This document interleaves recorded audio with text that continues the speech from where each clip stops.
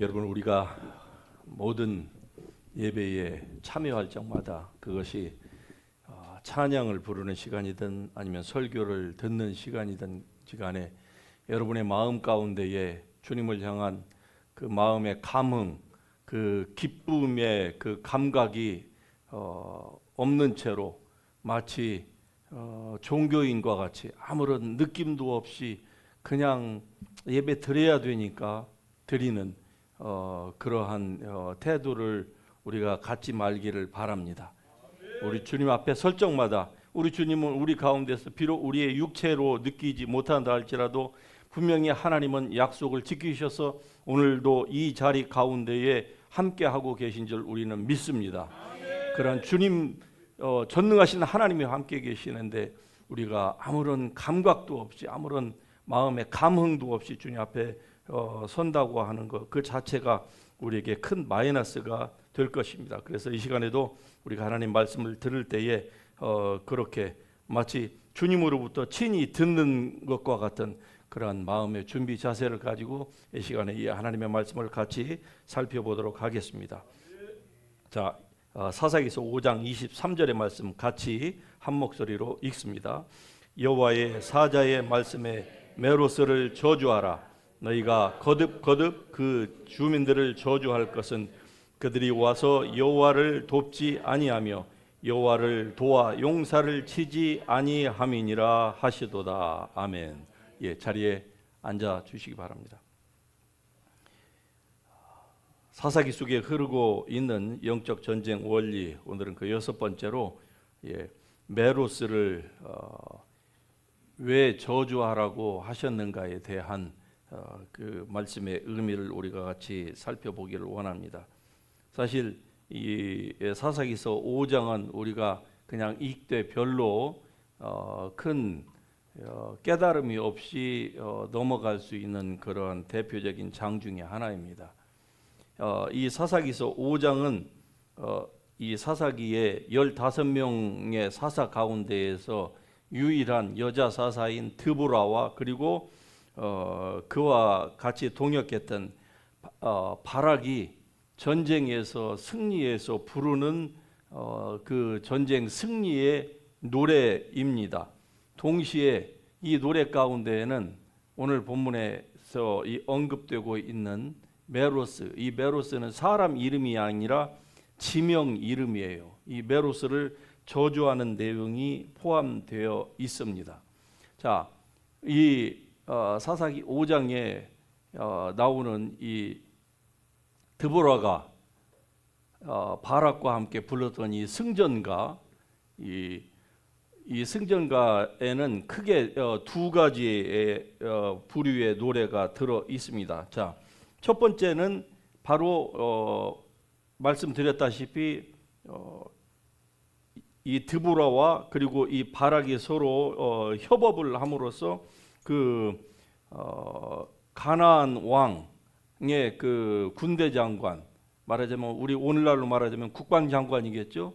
군대 장관인 그 시스라와 그리고 그가 거느린 군대 철병거 900대를 다 이 무찌른 그러한 것에 대한 아주 그 승리의 노래를 부르고 있습니다. 동시에 그때의 그 참여한 자들과 함께 전쟁에 참여한 그 군대들과 함께 하셔서 도와주신 여호와를 칭송하고 여호와께 찬양을 하는 노래가 그 첫 번째이고, 두 번째는 이 오늘 본문에 나오는 이 메로스라고 하는 그 지명과 그리고 그곳에 거주하는 거주민들을 이 저주하라고 하는 여호와의 천사의 그 명령에 따라서 그 메로스와 그리고 그 거주민들을 저주하는 그 내용이 들어 있습니다. 왠지는 몰라도 이스라엘 모든 백성들, 모든 그 12지파 족속들이 모든 전쟁에는 다 참여를 해야 하는 것이 마땅한데, 그런데 이 전쟁에서는 몇 개 지파는 참여를 하지 않았습니다. 그 대표적인 게 바로 르우벤 지파이고 길르앗, 단, 아셀, 이 네 지파는 이 전쟁에 참여를 하지 않습니다. 그리고 나머지 뭐 에브라임, 베냐민, 스불론, 이사갈 이런 그 지파들은 이 전쟁에 적극적으로 참여를 하는데 특별히 그 스불론과 납달리 지파는 가장 용맹하게 막 죽음을 무릅쓰면서 자기의 목숨을 아끼지 않고 이 전쟁에 참여를 합니다.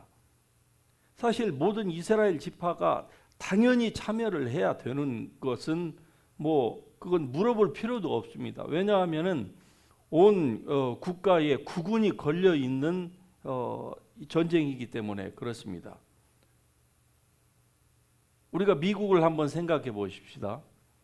미국이 뭐 지금껏 사실 남북 전쟁 이후로 미국은 거의 전쟁을 겪지를 않았습니다. 2차 대전 때 잠깐 진주만이 펄 하버가 일본 군대에 의해서 공격을 당한 적은 있지만 그러나 본토는 전쟁을 겪지를 않았어요. 그런데 미국 본토에 전쟁이 났다고 가정을 하십시다. 그런데 일부 주는 참가를 하고 일부 주는 참가를 하지 않는다. 이게 말이 안 되는 것이거든요. 참가하지 않는 주는 물론 자기네들이 위협을 덜 느꼈으니까 그러겠죠. 그러나 이거는 나라가 망하면은 그 일부 주도 존재 자체가 소멸되는 것입니다. 그러니까 말이 되지 않는데도 불구하고 어떤 그 족속들 길르아, 단, 아셀 그리고 루벤 이 지파들은 참여를 하지 않았어요. 자 그렇다고 하면 여기에서 보면은 curse Meros 그렇습니다. 예, 메로스를 저주하라. 이거는 전쟁을 이끌었던 드보라가 전쟁에 참여하지 아니한 그 자기를 돕지 아니한 자기는 생명을 걸고 나라의 민족들을 지키고 자기네들의 그 영토를 지키려고 했음에도 불구하고 참여하지 않으니까 인간적으로 아주 괘씸해가지고 그래서 자기의 그 감정으로 메로스를 저주한 게 아닙니다. 이 성경에 보면은 The angel of the Lord, 예, 하나님의 사자가 분명히 메로스를 저주하라, 저주하라 라고 이 승전가를 부르는 이 드보라와 그리고 바락에게 명령을 했던 것입니다. 그로 말미암아서 그 나라의 대표격인 아직 왕정제도는 아니었지만 그러나 사사는 그 당시에 그가 다스리는 기간 동안에는 마치 왕과 같은 존재였거든요. 그리고 그 사사가 세워질 때는 그냥 세워진 게 아닙니다. 단순히 뭐 힘만이 리더십만 있어서 세워진 것이 아니라 하나님의 그 성령의 기름 부으심으로 사사가 되었고 그리고 그 나라를 이스라엘의 12지파들을 보호했던 것입니다. 그러므로 하나님의 대리자예요. 하나님의 대리자였던 이 사사 드보라에게 여호와의 사자의 말은 곧 여호와 하나님의 말씀입니다. 여호와 하나님께서 그 드보라에게 왜 메로스를 저주하라고 하셨을까? 우리가 생각해 보지 않을 수가 없는 것입니다. 그렇다고 하면 메로스가 어디냐? 아무도 모릅니다. 성사학자들도 그냥 추측만 할 따름이에요. 당시에 그 전쟁이 기혼강에서 일어났습니다. 아마 이 기혼강에서 가까운 곳에 어느 한 그 지명이 바로 메로스가 아니겠느냐 성사학자들이 추측만 하는 거예요. 왜 그런 거 하니 그 지역이 메로스라고 하는 지역이 여기에서 한 곳에서 나오고 다른 데서는 전혀 그 이후에도 등장하는 바가 없습니다. 다시 말씀드리면은 하나님의 저주로 말미암아서 메로스가 그 지역이 완전히 지상에서 사라져 버린 거예요. 오늘날 여러분 그 소돔과 고모라가 있었던 그 지역을 오늘날 가서 보면은 그냥 여기가 소돔과 고모라였다라고 하니까 그렇죠. 실제로 가서 30년 전에 가서 보니까 아무것도 없어요. 롯의 안에였다가 소금 기둥이 되었다고 하는 그 소금 기둥의 흔적만 거기에 남아 있고 소금 덩어리들만 그냥 거기에 곳곳에 있는 것뿐이지 거기에 아무것도 없는 거예요. 마치 메로스가 그러한 지역으로 바뀌었던 것입니다. 그들이 자기네들의 그 안위만을 위하여서 자기의 동족들은 어떻게 되든 말든 I don't care 했어요. I don't care. 예. 나하고는 상관이 없다는 것이죠. 우리 미국식 표현으로 말하자면은 It's none of my business라는 것이죠. 내가 왜 나와 직접 상관이 없는데 내가 구태여 뭐하러 거기에다가 내 목숨을 던지고 그리고 우리 동족들의 피를 흘려야만 하느냐. 그거 하지 않아도 우리는 여기서 편안하게 살 수 있다. 이러한 극도의 이기주의. 그것이 바로 이 메로스 지역에 사는 사람들 안에 팽배했던 것 같습니다. 그들은 마땅히 도왔어야만 했음에도 불구하고 하지 않은 거예요. 예수님께서 말씀하십니다. 오직 하나님만이 선하시다. 할렐루야.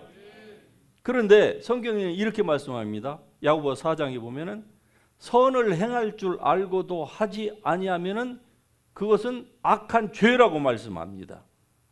즉 하나님의 모든 일들은 우리가 원치 않는다 할지라도 하나님께서 명령하신 것들은 마땅히 해야만 하는 것이고 그것을 하지 않으면 그것은 악이고 죄악인 것이에요. 하물며 이 이스라엘 백성들의 운명이 걸린 그들이 이 드보라라고 하는 이 선지자가 나오기 전까지 얼마나 또 오랫동안 학정에 시달렸습니까? 가나안 족속에 특별히 그 야빈 왕으로부터.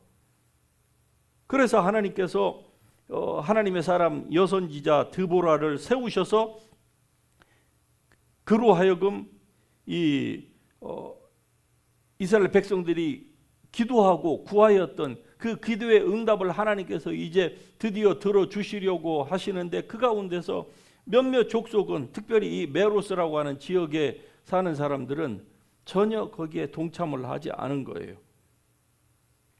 자기는 괜찮다는 것이죠. 자기네들에게 직접적인 피해가 오지 않으니까. 그래서 하나님께서 메로스를 저주했던 것입니다. 자, 오늘날로 보면은 우리 신약 시대에는 하나님께서 직접 우리에게 저주를 하지 않습니다. 할렐루야. 얼마나 감사한 일입니까? 왜? 그리스도께서 우리를 위하여 저주를 받은 바 되셨기 때문에 우리를 하나님이 직접 저주하지는 않으세요. 구약의 시대처럼. 그러나 제가 여러분에게 늘 말씀을 드리죠. 이 구약에서 진행되었던 모든 그 원리들은 지금도 신약에서도 그 원리들은 비슷하게 동일하게 적용이 되고 있다고 하는 사실을 여러분들에게 말씀을 드렸습니다. 자, 구약에서 저주의 말씀들이 하나님과 어떠한 그 관계에 있는가 하는 것들을 보여주는 성경이 신명기 27장입니다. 이 저주 말씀들이 이 말씀들을 하나님께서 선포하고 계시는데 그 말씀들의 그 몇 가지를 여러분에게 한번 드려보겠습니다. 자, 첫 번째로 우상 숭배를 하지 말라고 말씀합니다. 그것은 여호와께 가증한 것이니 그것을 은밀히 만들어서 세우고 그리고 우상을 숭배하는 자는 여호와께 저주를 받으라 할 것이요 모든 백성들은 전부 다 아멘 하라고 했습니다. 우리도 아멘 하십시다. 아멘. 예. 자, 두 번째요. 부모를 경홀히 여기는 자는 저주를 받을 것이라. 세 번째, 그의 이웃의 경계표를 옮기는 자는 저주를 받을 것이라. 그 다음에 맹인에게 길을 잃게 하는 자는 저주를 받는다. 맹인에게 길을 잃게 하는 자는 저주를 받는다. 미국에서 종종 잃어버릴만 하면 한 번씩 나오는 참 웃지 못할 그 사건 사고 가운데에 이 젊은이들이 장난으로 스탑 사인이 네 군데가 있는데 어떻습니까? 한쪽에 스탑 사인을 두 개를 딱 떼어내 버리는 거예요. 그로 말미암아서 어떻습니까? 운전하는 사람들이 안전하게 스탑 사인이 없으니까 없는 쪽은 그냥 가다가 이쪽에서 오는 차하고 어떻습니까? 부딪히는 것이죠. 또 반대로 그 표지판을 돌려놓음으로 말미암아 말하자면은 맹인의 길을 잃게 하는 것과 똑같다 이 말이죠. 자, 객이나 고아나 과부의 송사를 억울하게 하는 자는 저주를 받을 것이요 모든 백성들은 아멘 할지니라. 오늘날 벌어지는 미국이나 한국에서 무전 유죄, 유전 무죄라고 하는 말은 더 이상 뭐 남의 말이 아닙니다. 세계 최고의 선진국가 중에 하나인 나라들에서도 이러할진데 개발도상국이나 후진국에서는요, 이건 우리가 말할 필요가 없는 것이죠. 돈 없는 사람, 객이나 고아나 과부, 힘없는 사람들의 송사를 억울하게 하고, 오늘날도 지금 한국에서 벌어지고 있는 일들을 보십시오. 일반 국민들 같으면 그거는 그냥 당연히 감옥에다가 집어 넣어놓고 시작해야 될 그 재판임에도 불구하고 어떻습니까? 다 뒤에서 자기네들끼리 짜가지고 집어넣지 않는 것이죠.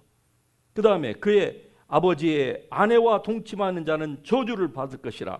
근친상간에 대해서 말씀합니다. 그리고 짐승과 교합하는 자, 수간하는 자는 또 저주를 받는다. 그의 자매와 동침하는 자는 저주를 받는다. 장모와 동침하는 자는 저주를 받는다. 이웃을 암살하는 자는 저주를 받는다. 무지한 자를 죽이려고 뇌물을 받는 자는 저주를 받는다. 또 율법의 말씀을 실행하지 않는 자는 저주를 받으라 할 것이요 모든 백성들은 같이 하십시다. 아멘 할 것이니라. 할렐루야. 이게 구약 성경에서 나오는 대표적인 하나님의 말씀을 어겼을 때에 하나님께서 내리시는 저주입니다. 하나님께서 오늘날에는 예를 들어서 부모님에게 효도를 하지 않는다고 해서 하나님께서 직접 저주를 내리시지는 않습니다. 재판관이 돈을 받고 그 송사를 억울하게 했다고 해서 구약 같으면은 하나님께서 직접 징계를 하시겠지만 오늘날에는 더 이상 그렇게 하지 않아요. 그러므로 죄가 속히 징벌이 실행되지 않으니까 사람들이 어떻습니까? 죄 지키를 너무나도 편안하게 생각합니다. 그로 말미암아서 수많은 사람들이 선을 악이라고 하고 악을 선이라고 하고 이사야 5장 20절에 있는 말씀처럼 광명을 흑암이라고 하고 흑암을 광명이라고 하는 이러한 시대에 자기들만 죄를 행할 뿐 아니라 그 죄를 짓는 자를 오히려 옳다 박수치면서 잘한다 이렇게 부추기는 세상 가운데서 우리가 살고 있는 것입니다. 여러분, 하나님의 백성들은 이러한 일들이 즉 하나님의 말씀이 우리에게 주어졌을 때에 두려워하지 말고 마음을 강하게 하고 극히 담대하여서 믿는 사람들이 하나님의 교회를 무너뜨리려고 하는 세력에 대해서 어떻습니까?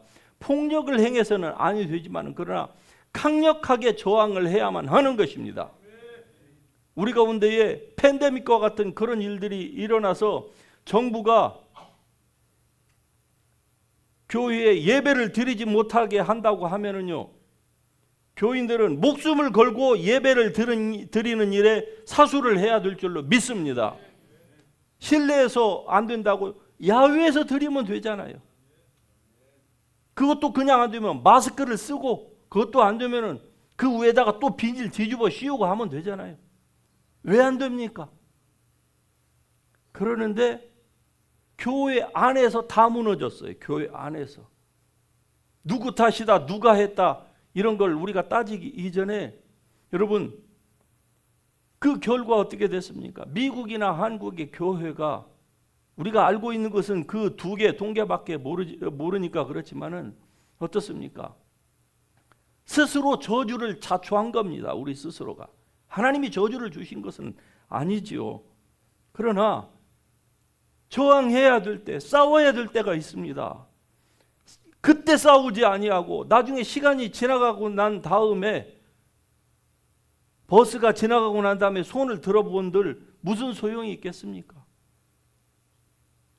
소 잃고 난 다음에 외양간 고쳐본들 무슨 큰 득이 되겠습니까? 여러분과 저는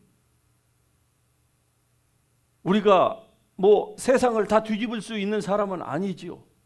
그러나 분명한 것은 이스라엘 백성들에게 사사기 당시에 그 가나안 땅에 있는 족속들과 서로 인터메리 하면서 섞지 말고, 그들과 서로 교류하지 말고 하나님께서 그들을 다 없애라고 하셨던 것처럼, 오늘 우리에게는요, 우리가 같이 사는 믿지 않는 사람들을 다 죽이라고 하나님께서 그렇게 말씀하시는 건 아니죠. 그러나 우리로 하여금, 우리가 지금 이 사사기를 보면서 이것을 우리가 어떻게 이 말씀을 우리에게 이 말씀을 받아들이고 적용을 해야 될까요? 이스라엘 백성들이 당시에 그 가나안, 그리고 우상 숭배, 여러 가지의 그러한 것들은 오늘 우리가 싸워야 하는 바로 죄악일 것입니다. 할렐루야. 또 우리를 물들게 하려고 하는 이러한 세상의 문화인 줄 우리는 믿습니다. 그것과 개인적으로 싸워야 되는 것이죠. 어디 그 개인적인 싸움만 있습니까? 이미 말씀드린 것처럼 팬데믹과 같은 정부가 조직적으로 교회를 말살하려고 하는 이런 좌파 정부가 일어나가지고 교회를 조직적으로, 법률적으로, 힘으로 내려 누르려고 할 때에 교인은 어떻게 해야 될까요? 강력하게 저항해야만 하는 것입니다. 그래서 그 일을 하다가 손해를 보는 한이 있더라도, 설사 목숨이 위태로운 지경에 처한다 할지라도 우리는 강력하게 싸워야만 하는 것입니다. 그런데 그러지를 못했어요. 최근에 들려오는 한국에서의 소식 가운데에 여러분, 그 인천에 가면 주안 장로교회라고 있습니다. 그 교회에 지금 이 후임자 담임 목회자가 바로 주기철 목사님의 손자입니다. 그런데 주기철 목사님 하면은 우리 기독교인들뿐만이 아니라 넌 크리스천들도 다 아는 선교자 아닙니까? 일제에 강력하게 맞섰고 했던 그분의 그 손자가 나라가 어려움에 처했을 때에 교회를 문 닫게 하려고 하는 그 좌파 정부가 일어나가지고 그렇게 핍박했을 때에 단 한마디도 하지 않았어요. 단 한마디도.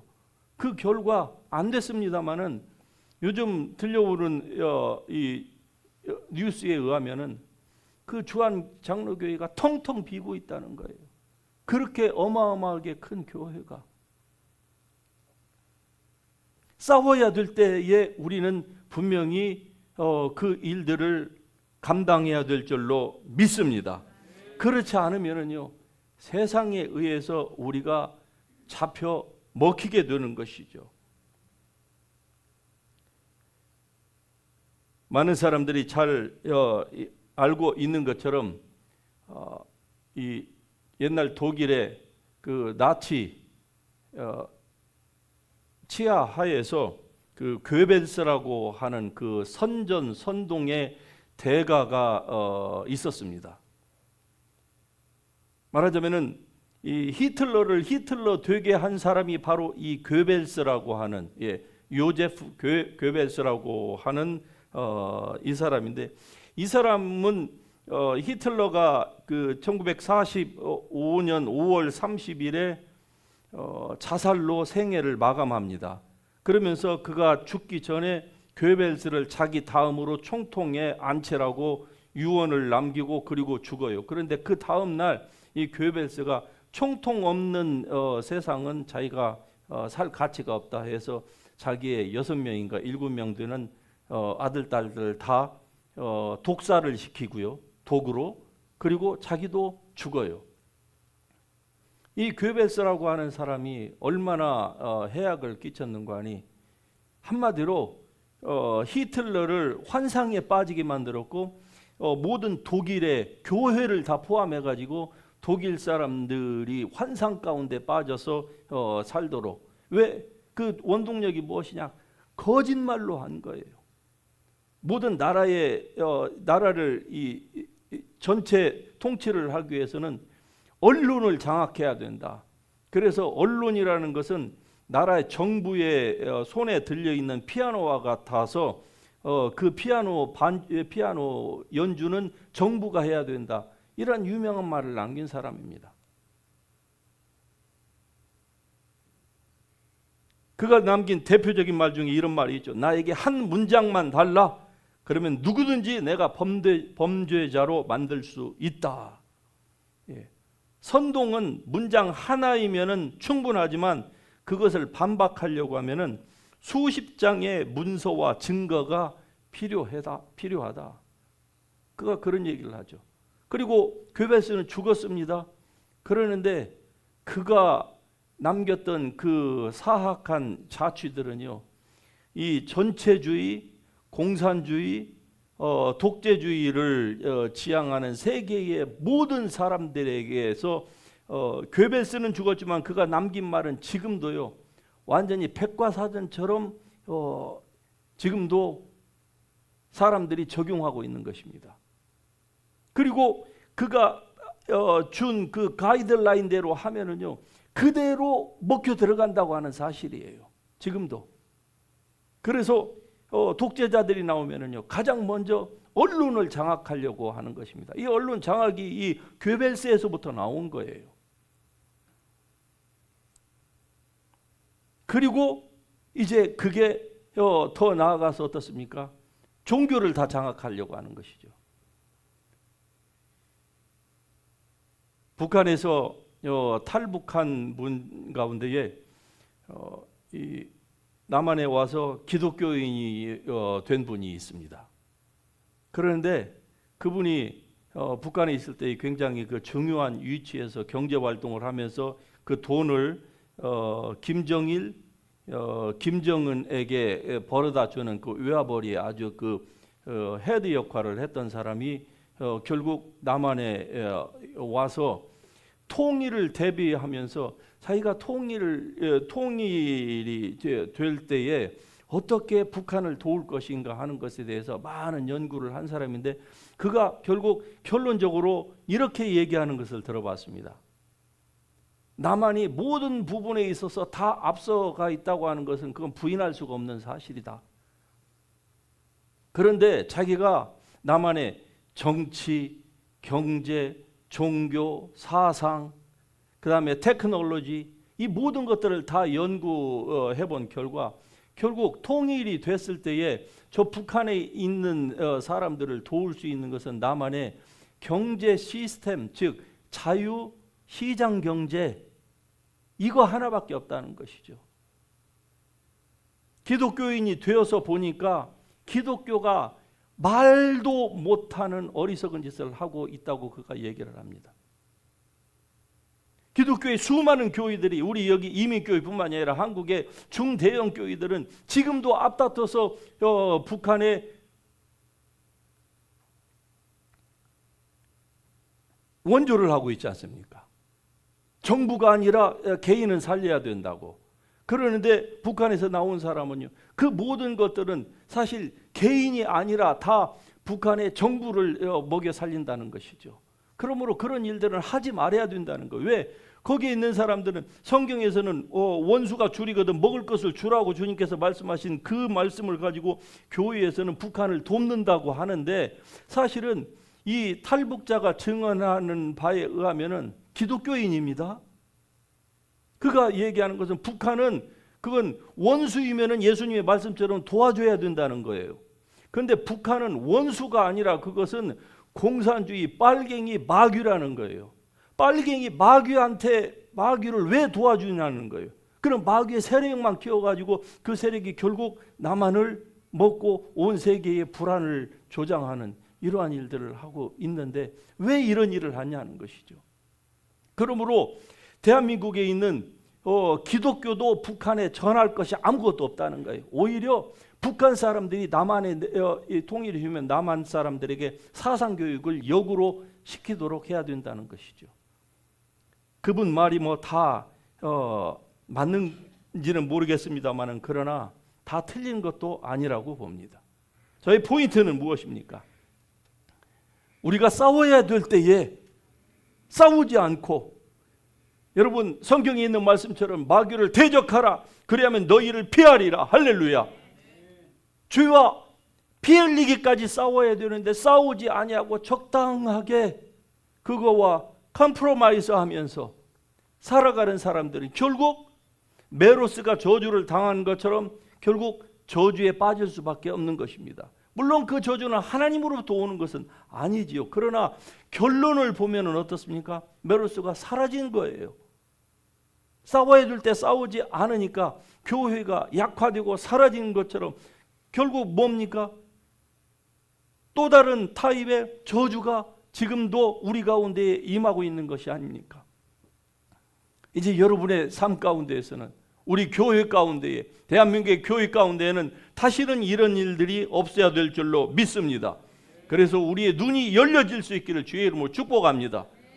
마귀를 대적하고 죄와 싸우고, 여러분이 그리스도 예수 안에서 어떤 사람인지에 대한 분명한 자기의 영적인 정체성을 회복하고 하나님의 자녀로서 우리에게 맡겨진 그 사명들, 영혼을 구령하고 하나님의 선한 일을 다른 사람에게 전파하는 그 일들, 이 일들을 감당하는 일에 여러분이 부르심을 받았다고 하는 사실을 믿을 수 있기를 주의 이름으로 축복합니다. 여러분 혼자 자신이 아니에요. 그리스도 예수를 죽은 자 가운데서 살리신 그 하나님의 영, 성령이 여러분의 안에 함께 계시는 줄 믿습니다. 그분의 도우심을 받아서 그분의 힘을 가지고 여러분이 살아가려고 할 때에 하나님은 성령을 통해서 여러분을 도와주시는 줄 믿으시기 바랍니다.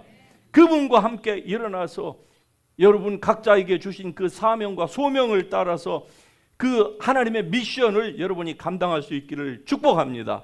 그리할 때, 그렇게 하면은요, 메로스처럼 저주가 더 이상 임하지 않을 것입니다. 오히려 하나님의 축복이 여러분의 삶과 그리고 여러분의 그 행한 그 선한 일로 말미암아서 여러분 자손에게도 오히려 하나님의 축복과 은혜와 은총과 그리고 번영과 번성이 임할 줄로 믿습니다. 할렐루야. 우리 다 같이 일어나셔서 이 말씀 붙들고 오늘도 같이 기도하십시다. 우리와 함께 계시는 좋으신 우리 하나님, 우리 주 예수 그리스도의 은혜를 찬양하십시다.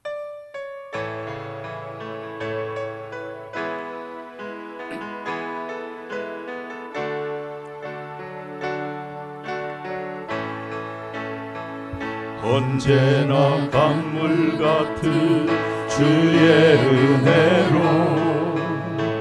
내 영혼 새롭게 빛는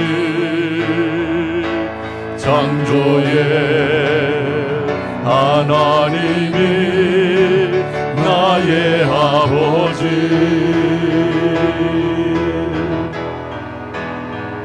지치고 상한 마음 싸매주시고 품 안에 안아주시는 위로의 하나님이 나의 아버지,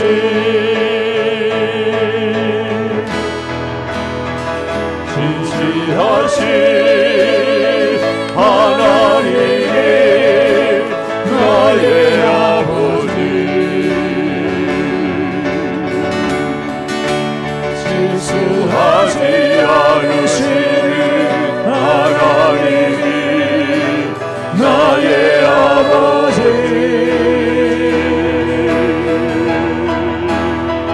복 주시고 지키시며 은혜와 평강을 베푸시며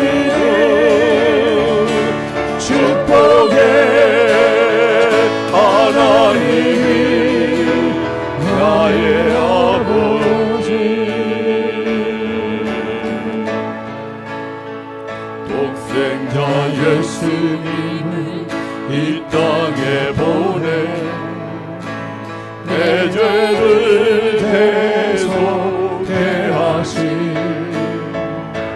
구원의 하나님이 나의 아버지 세상의 순간마다 찾아오셔서 능력의 손으로 일하신 기적의 하나님이 나의 아버지 다시 한번 합니다. 2절 독생자 예수님을 이 땅에 보내 내 죄를 대속해 하신 구원의 하나님이 나의 아버지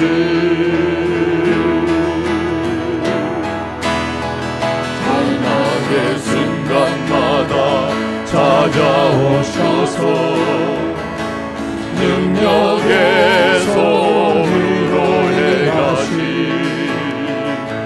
기적의 하나님이 나의 아버지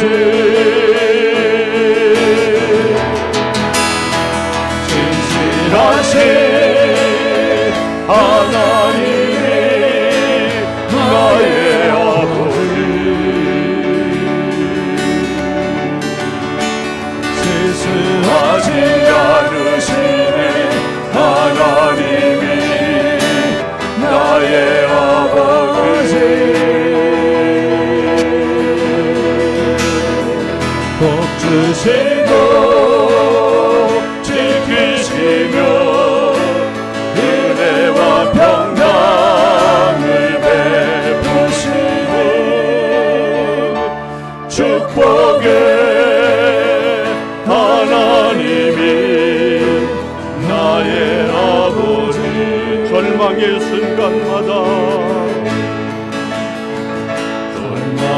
순간마다 찾아오셔서 능력의 손으로 일하신 기적의 하나님이 나의 아버지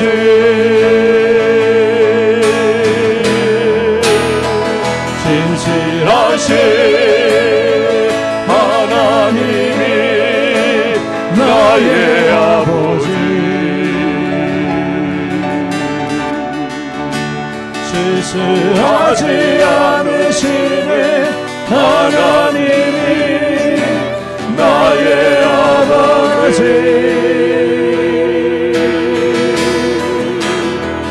복 주시고 지키시며 은혜와 평강을 베푸시는 축복의 하나님이 나의 아버지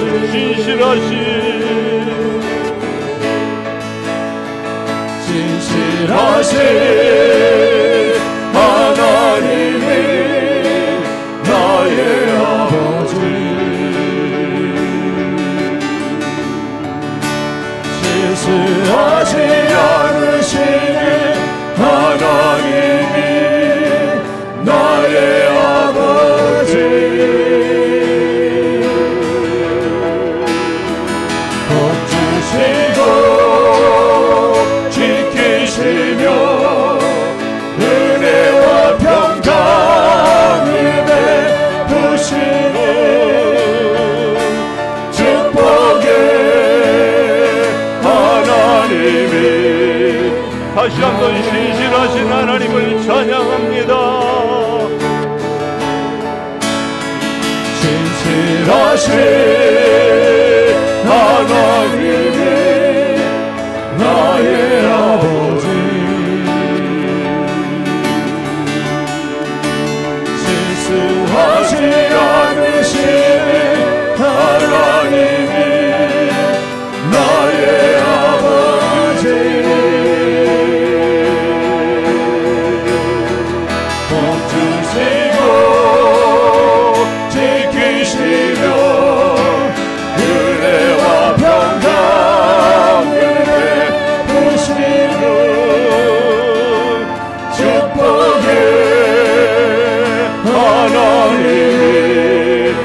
한 번 신실하신 하나님 찬양합시다.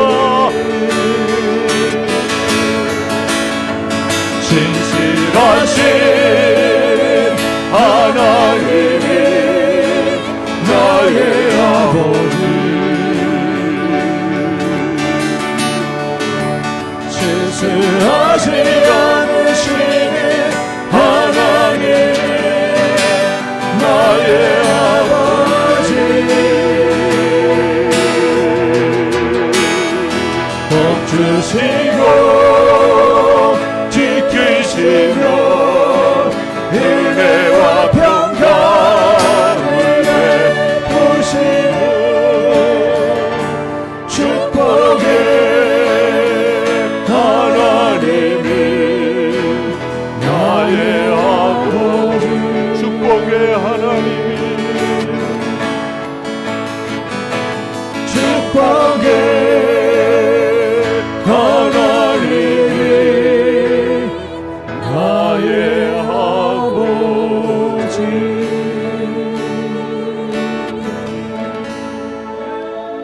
우리를 낳으신 하나님은 우리를 축복하시기를 기뻐하시는 하나님이지 결코 우리에게 저주를 부으시는 하나님이 아니신 줄 믿습니다. 그러므로 이 시간에 여러분의 마음을 모두 다하여서 이제 분산되고 그리고 온전히 세상으로 향하였던 여러분의 마음이 있습니까? 이 시간에 주님 앞으로 여러분의 마음을 모두 모으시기를 주의 이름으로 축복합니다. 그리고 오직 주 예수 그리스도만 사랑하고 아버지 하나님만 섬기겠다고 이 시간에 여러분 기도하면서 주님의 이름 부르면서 주님 앞으로 같이 나아갑니다. 주여!